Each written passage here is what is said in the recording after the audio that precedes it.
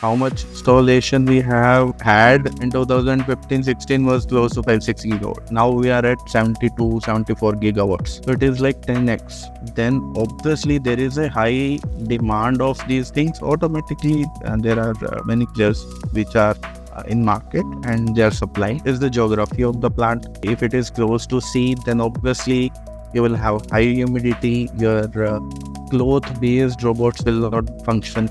You have to go to the other option which is available is bristle based. So like we have the toothbrush, nylon based toothbrush. Similarly, some kind of polyethylene polymer is there, out of which they are making the brushes, which are very soft and have a certain thickness of 150 micron or 200 microns. There are different variants which are coming in the market. There are three coefficients in solar. Okay, solar cell especially. Alpha, beta, gamma, I call it. Thermal coefficient of voltage, thermal coefficient of current, thermal coefficient of power. Gamma is the thermal coefficient of power. If I reduce the temperature by 1 degree, how much is the power loss or the power gain? I was working with Tata Power Solar for the first 3 years after my master's in renewable energy and management. The performance evaluation of the assets, improvement of the assets in terms of energy output, and then baselining of the assets of different geography assets. And then merger acquisition, how you do the due diligence, how you evaluate the risk associated with the findings you have during the DDs or during the testings. All those kind of works I've done in past. Parallelly, I have some hands-on experience of working with the big data analytics. That is another thing I parallelly work on. And from last 4 years, close to 4 years now, I'm in Amplus Solar. It's a Petronas Group company where we are managing a lot of rooftop sites, some ground mount sites, and some open access utility projects. So I'm looking after the big assets, utility assets. Here I'm taking care of asset management as a manager, and I look after the performance and then technical side of the assets. I look after some part of cyber security, which is like upcoming field for the solar. Like there are new guidelines which distributed energy sector has to follow. CEA has issued guidelines and SECI is the nodal agency. They are trying to safeguard our projects from different cyber threats. Plus, merger acquisition is one of the area which is like my specializations. Mostly, I work around these areas. We'll be starting off with the questions that the community has already asked in the past 1 month. From the time being, we have initiated this effort.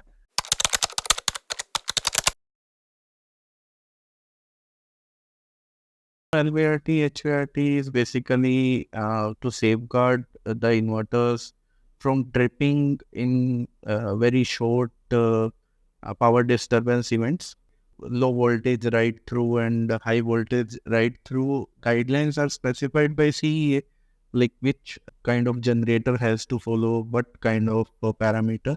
There is a certain time delay. Till that time delay, if the disturbance in automatically gets resolved, then you don't have to do anything. For the higher voltage events and for the lower voltage events, all the devices like in our appliances, there is a certain voltage range in which it operates on the best. Like in the household, I think the 180 to 240 volts is the range, or 200 to 240 volts is the range. For different devices, it is different. So similarly, for the generating plants, that's a requirement, and we have to follow those guidelines.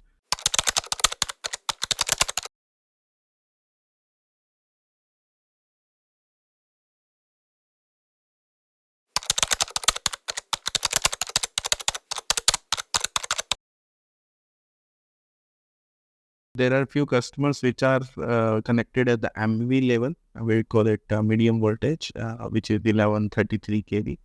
And above 33, it will be high HV voltages. To those connections, basically give those connections to high consumers, like high energy consumers, like factories, or if you have high consumption. And normally their internal infra is not working on 11 kV. They'll have step-down transformer and a switchyard, which is giving that power to a switchgear system. And then from switchgear system, it is then spread out to different units of the plant, and it is scattered throughout there will be a grid of or the network of the electric distribution system. And if we are pumping the electricity, then we have to check with the discom at what voltages we are allowed to inject. At some places, we normally integrate our solar plants at the MV switchgear level, like 11 kV levels. We integrate that extension panel. It will have a breaker of solar, and that after the breaker, this power will be looped with the existing MV switchgear. And there are, in case of net metering, we can inject back to grid, but there are certain consumers which ask we only want for ourselves. We will be consuming all the energy which we are producing from our rooftop. In that case, that will be of the grid system, and it will be a captive kind of system. The energy we will be consuming by our factory devices and all. So in that case, we are not allowed to send it back to the grid. So there are certain kind of protections in place in our HVLV side that the energy should not go back to the grid. Since we are a consumer, we are not allowed to inject unless until we have the permission. That is how we normally connect.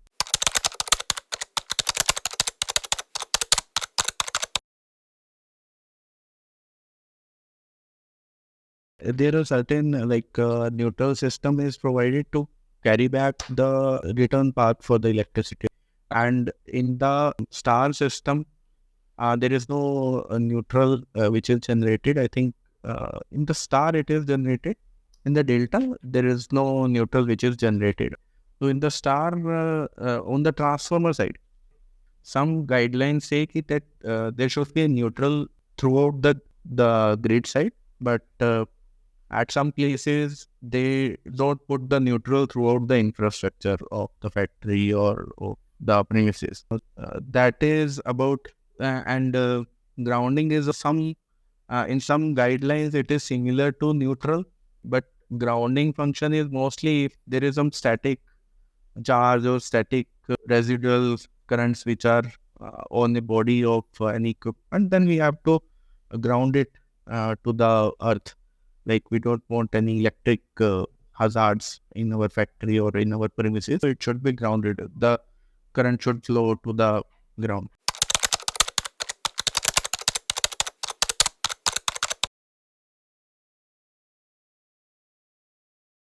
Thanks for the question. I think most of assets will have a Y connector, but we have different kind of assets where there is no Y connector.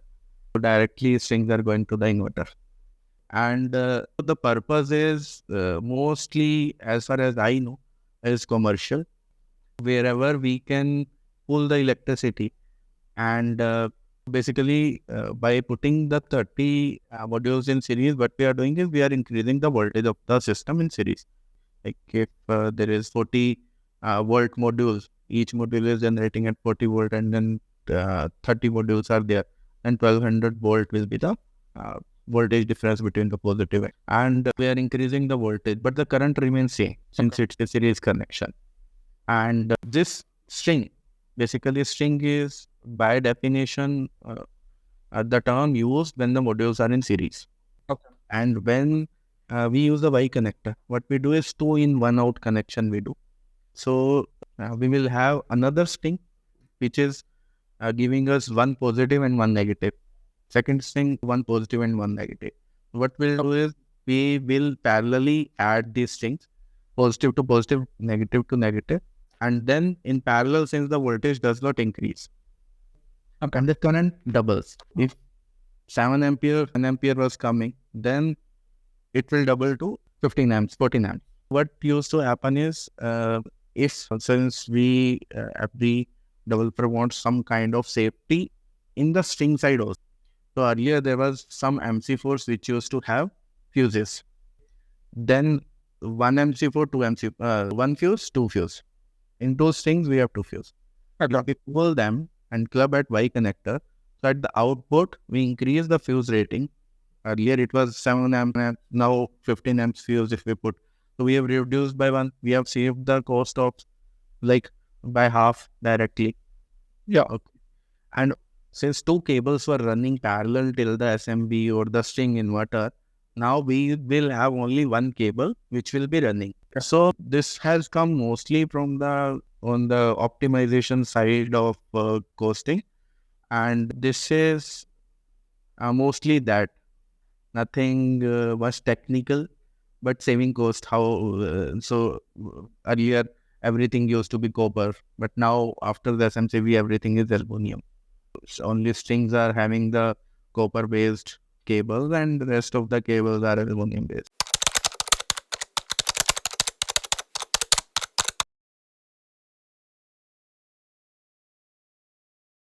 But we have to think of like in terms of solution is firstly we have to identify what is the geography of the plant. If it is close to sea, then obviously you will have high humidity. Your cloth based robots will not function.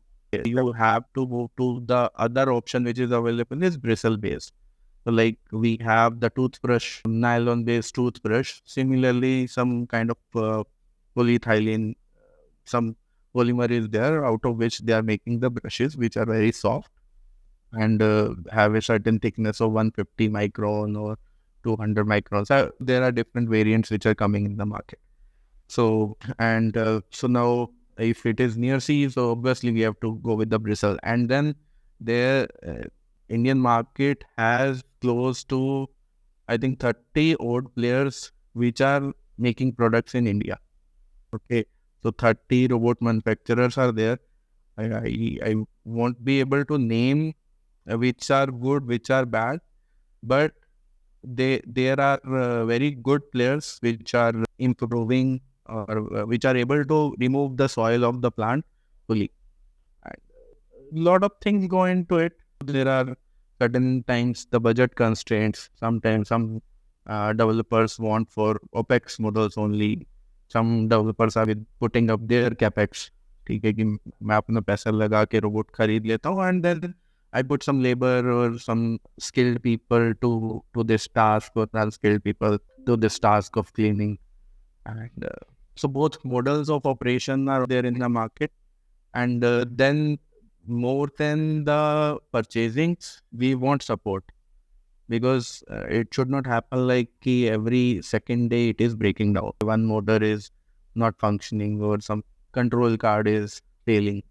So we have to ask and take feedback from their previous customers. So whenever you are taking a call, I'm going ahead with this, please take at least two feedbacks from the market, how it is performing at your assets, how for how long you are using it. That kind of feedback is necessary. And then cost to value, we calculate like how much is the benefit coming out of the capex which we are putting. So these give us all some idea how much numbers we want, which models we want. This is how we come to a conclusion. Yeah, we see multiple factors are involved in. Yeah, it's not a straight line answer. And you have to do your own market survey about it, what all players are there. So this is like you want to buy a biscuit, which biscuit you want to enjoy, like or a bike. Yeah. So you have all the options. So the market has opened up. There are many options out there. So everyone is promoting on LinkedIn, and you can search hashtag dry robots or wet robots. So there are options of wet robots also now. Yeah. So you put a water along with the robot. There is a pipeline which is sprinkling the water before the brush is going. So it improves the productivity of your cleaning process. Okay. Because otherwise one person is manually putting water, second is brushing it. It used to be manual 2, 3, 4 people job. But now, yeah, a lot of automation has come. Yeah.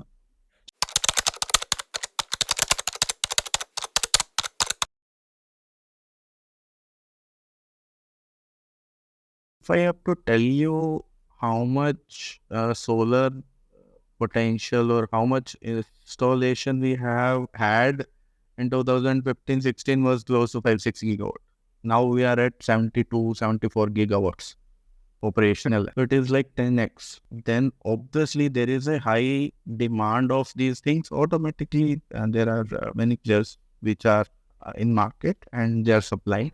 Some are out of India players. They are manufacturing in India to, because the policies, Indian policies are such that if you import everything, it is very costly. You can't sell at the same price. You have to have few components which you are manufacturing in India to have a competitive market. How can I check the temperature of our solar plant, and what is the procedure? Please explain me what are the tools required. I think if this you should answer. You're the best person to answer. I'll give it to you. You or someone, whoever is available, because you guys have been doing and you have some capability to answer this question. I didn't take this up, Shivang. As Rajat sir has rightly mentioned, we've been doing that for a bit now. The right way to do this is that you can get a handheld thermography device. There are many sensors available in the market, which will allow you to check the temperature of your solar modules, check the temperature of your combiner boxes in a non-contact basis. You're not really touching them. You are safe distance from these devices. Again, if you're looking at identifying temperature lapses at scale, if you're looking at doing it for a couple of megawatts, then drones are the best way to do it. But if it's just a couple of devices that you want to monitor, you can look at any of the irradiant, the thermal sensors that are available. Fluke is one popular company that makes such sensors. Flare is another that makes such sensors, and they're easily available on Amazon as well. This is one of the cameras offered by Fluke. What it does is like it has a kind of plane of array which it captures field of view. Field of view, there is a certain field of view. There are multiple, these are thermal photodiode sensors.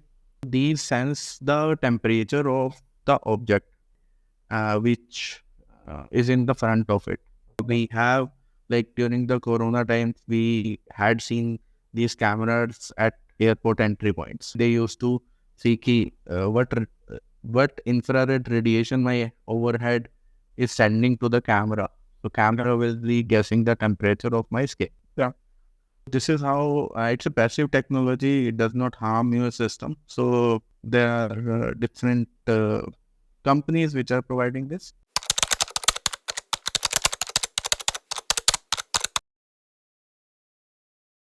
Says if you talk about most of the bigger projects in India, they are not in vicinity of cities since the land is not cheaper. We have to go to a far off villages to get suitable land, and those are not affected by too much of dust. Like the aerosol dust is not there, which is emitted by our diesel vehicles or other emitting factors are there. And there is different kind of dust profile in different geographies. In the saline areas, you have a sticky kind of dust. There is black cotton, you have a different kind of dust. You have Rajasthan, where it is loose, very loose soil on the modules. And then you have Delhi, NCR related areas where you have some smoggy kind of dust, especially in winters, if I have to talk about. Overall kind of dust is impacting your solar incoming radiation. If the solar radiation is not able to enter and reach the solar cell, which is the blue area below the glass, then it is not converting into electricity. We have to clean the modules to increase our electricity conversion. If we are able to, like the output by input, if input we are not getting proper, then automatically output is related to that.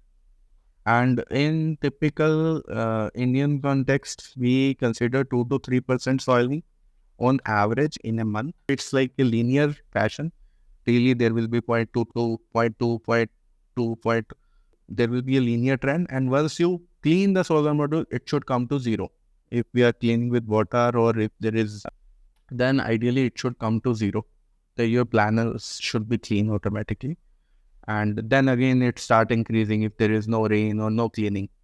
So it's like a zigzag trend. Okay. And there are some cement industry related projects where we use some kind of chemical this solutions which are environmentally dissolvable. They don't stay in the environment for long, and they are eco-friendly. We use those chemicals to clean up those panels when it is not going away with the normal water, the water which is of not so hard water, because then you'll have some white carbonate and sulfates and carbonates will be there on the glass.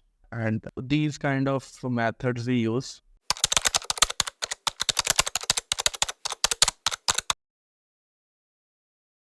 In the PVCist, 90.9%, I think something is wrong. There are two parameters, I'll just tell, I think 90% from where it is coming. So there is 50th percentile and the 90th percentile, which is mentioned in the PVCist. When we simulate, the PVCist give us 2-3 numbers. 50th percentile is something like at the peak of the normal distribution. 50% of the data is on the left, 50% is on the right. 50% is like 90% of the data is less than that. If I have to say like P50 number, probability of 50 is P is coming from probability distribution. So P50 number will tell ki this is the best I can give you, and P90 will say ki this is very least of aggressive number. I'll surely be able to reach this number. P90 is 90% of the time I'll be able to meet this number. P50 means 50% of the times I'll be meeting, 50% of the times I'll not be meeting. Got it. Means it is you can go here and here. I can win, I can lose with 50% of probability. Got it. It is like we consider P50 numbers since we have bigger projects. For the smaller projects, since there are not manned sites, you cannot control to that extent and you cannot be much confident that I'll be able to achieve P50. So sometimes we give P75. 75% of the times I'll be meeting the guarantee. 90% और भी उससे कम कर देते हैं अपनी मतलब side में खेलते हैं P90 में. P50 में बड़ा aggressive होता है. So this is P50, P90, P25 and PVCist. Or statistics also.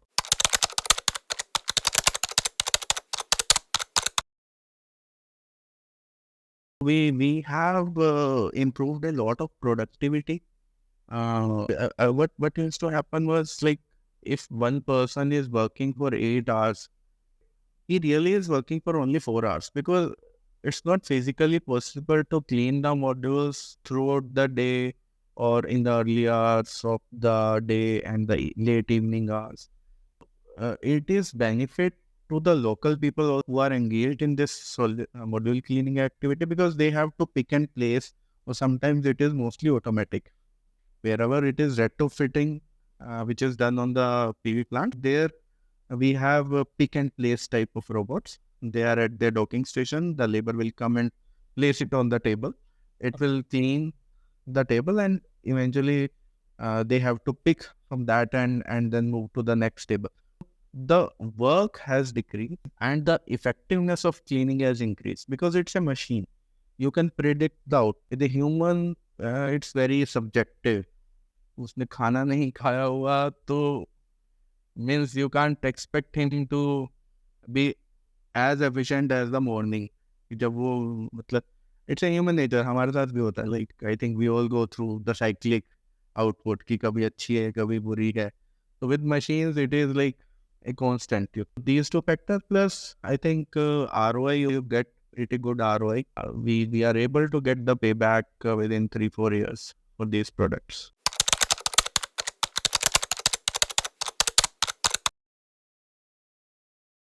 There are, this is a good question. Boggled the mind of a lot of people and still technology and some sensors are coming, but it's not a easy job to do. But like there are satellites which are dedicatedly doing the forecasting for the solar radiation and solar spectrum which is falling on the earth. They are from the reflected radiation and which is going back to the satellite sensors, it is evaluating what has fallen on our maybe a different geography on different zoom, or what should I say, pixel level. They are analyzing this data. We have ground-based sensors at each site which are measuring the radiation, Okay. which is like most close to what we are utilizing for our generation. We personally in our company, we have put a lot of sensors as per the IEC guidelines. I think 30-40 megawatt, we have to put one sensor. Our bigger projects, we have a lot of sensors which are the representative for those areas. So if you have 10 sensors and there is cloud on 5 sensors, on 5 there is no cloud, 5 blocks are generating as per that radiation and 5 blocks are generating as per that radiation. And when I average out, in best case, these should balance out. The radiation and the energy should be of the same level. This is how we are managing, and this is most of the people in the industry, how they are doing. There are many kind of sensors, cloud sensors are there, which like the government or the SLDC has mandated to use. The cloud sensors are there, diffuse sensors are there, then direct sensors, direct radiation sensors are there. Those are installed. Currently, those are not being utilized that much, but in coming years, and in some companies, they have put a few CCTVs on the rooftops to analyze कि किस side से cloud आ रहा है, so that they can. But क्या होता है ना, cloud की height के कारण and cloud के size के कारण, cloud की direction के कारण आपका shadow पूरे fields के ऊपर affect होता है. It's not a what should I say, this science. Weather forecasting has been like a mysterious field, or what should I, unexplored field from long time, but with more and more satellite-based technologies and ground-based, so the different models are coming. Let us see how we'll be able to accurately forecast maybe to the next 15 half an hour level next क्या होने वाला है. But as of now, the technologies are not, what should I say, they are yet to reach that level of improvement, as well as I think there are challenges, a lot of challenges, not easy.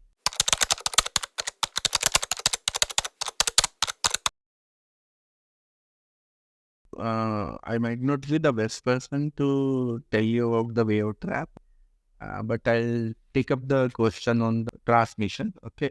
There are different ways of transmission. The power is getting transmitted through the cables, and there is one wire on the top of the towers. You may have seen sometimes OPGW, we call it. So it transmits the data from your plant substation to the grid substation. It is considered as one of the safest ways of communication because this cable terminates. It is not continuing in the grid. It terminates there. So it is like between 2 points only they are communicating through that cable on the top of tower. Okay. And sometimes we lay cables, these optical fiber cables are there. Sometimes RF towers are there. Through ISP only we are transferring the data to a SLDC, and with firewall and proper protection system. These are few systems which are being used in the current scenario in India.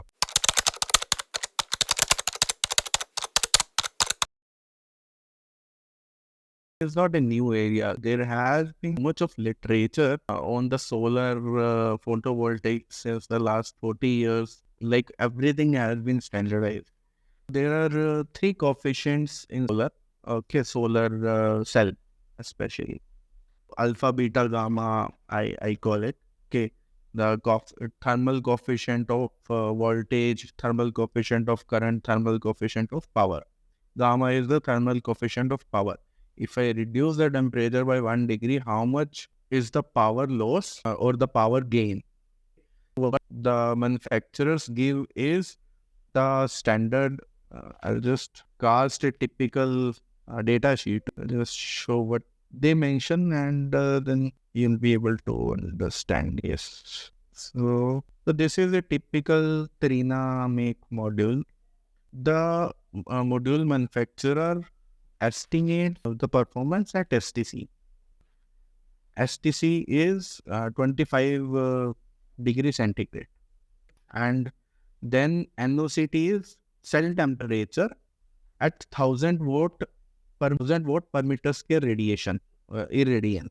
If the irradiance, like here it is mentioned, 1000 watt per meter square, at this wattage or this radiation, how much will be the cell temperature? It will be close to 44.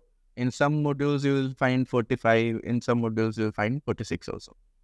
This is the normal operating cell temperature. What I was telling you was thermal coefficient of power, voltage and current. If I increase my temperature from 25 degrees centigrade to 26 degrees centigrade, this will be the additional thermal loss of my module.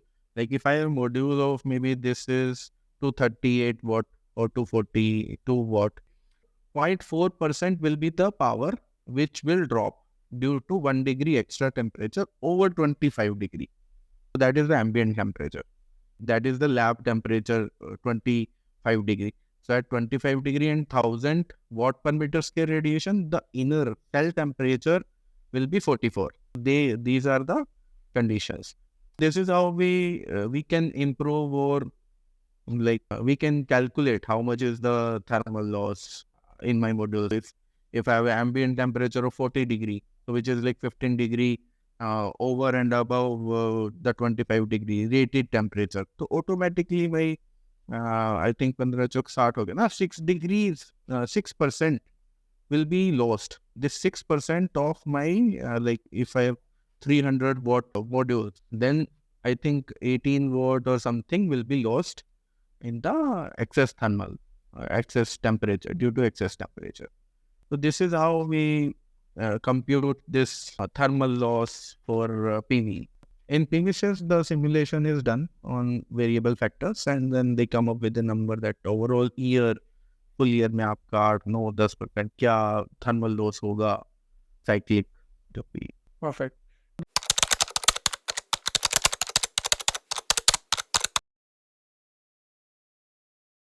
There is some guideline which would be there for the temperature like radiation part of things, but I'll tell you the basic one.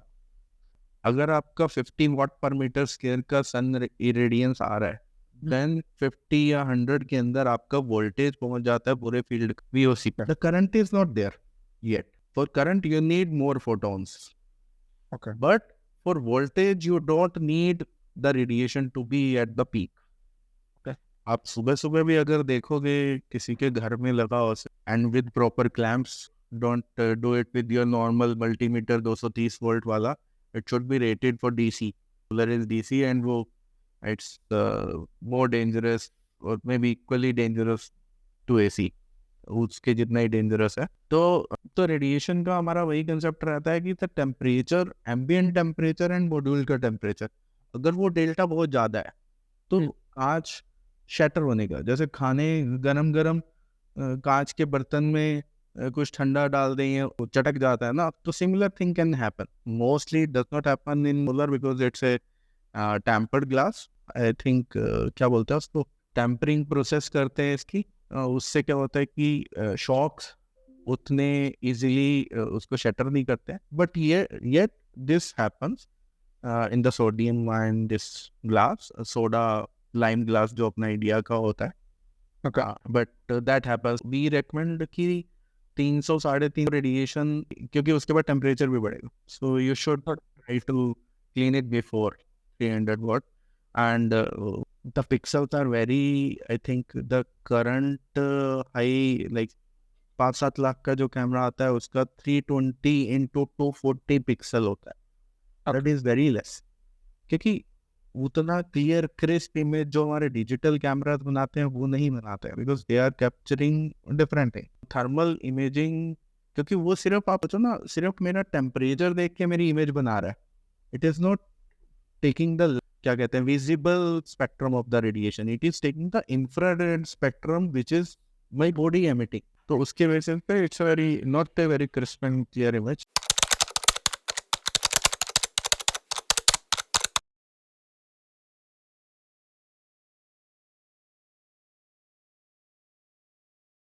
Yes.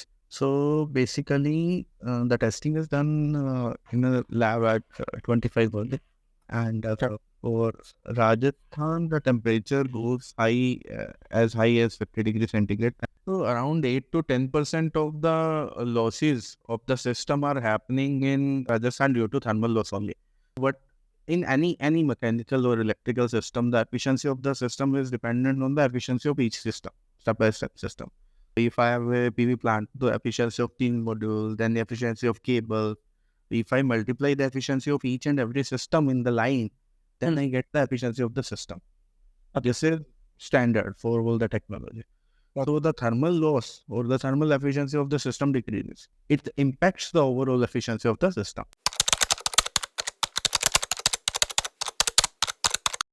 Basically, all are the irradiance factors. And GHI is horizontal. On the horizontal plane, whatever irradiance I'm getting in watt per meter square.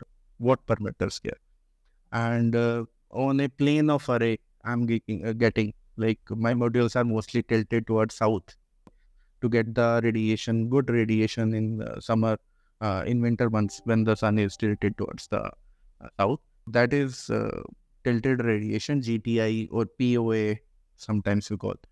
What else is there? Direct, and then tilted and horizontal, tilted, GHI, GTI, and GII. that is also inclined irradiance. I am talking about watt per meter square. If we accumulate the energies, this is power. Watt per meter square is power falling per meter square area. To compute into the kilowatt hour per meter square, you have to multiply it with the time interval. If you are measuring at 1 minute, you have to multiply it 1 minute and then divide by 60 to convert into hour, kilowatt hour. To convert into energy, you have to just multiply it. Then you'll get the energy in kilowatt hour per meter square for the full day or the full year what we use.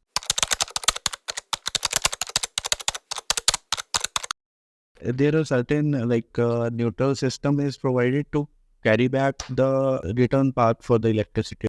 And in the star system, there is no neutral which is generated. I think in the star it is generated. In the delta, there is no neutral which is generated. So in the star, on the transformer side, some guidelines say that there should be a neutral throughout the grid side, but at some places they don't put the neutral throughout the infrastructure of the factory or the premises. That is about and grounding is some in some guidelines it is similar to neutral, but grounding function is mostly if there is some static charge or static residual currents which are on the body of any equipment, then we have to ground it to the earth. Like we don't want any electric hazards in our factory or in our premises, so it should be grounded. The current should flow to the ground.